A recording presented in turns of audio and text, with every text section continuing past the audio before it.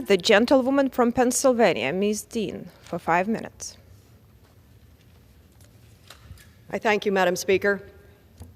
Madam Speaker, as President Biden recently said, the genius of Israel and America's democracy is they are both built on strong institutions, on checks and balances, and on an independent judiciary.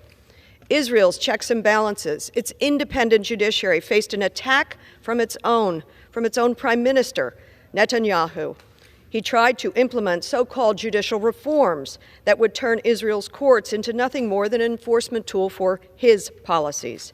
By undermining the independent judiciary and disregarding the rule of law, sadly, Israel's own Prime Minister threatens the very foundation on which Israel's democracy depends.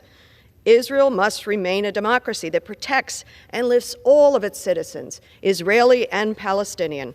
We all want to see a safe and succeeding Israel, and to be pro-Israel means always to be pro-democracy.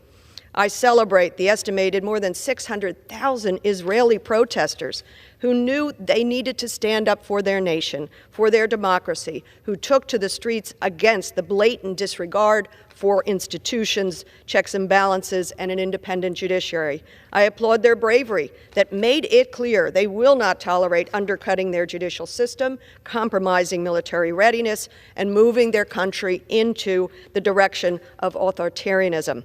For its future, its safety and security, for those who love her, Israelis and Palestinians alike, Israel must not abandon that genius of democracy, just as America cannot.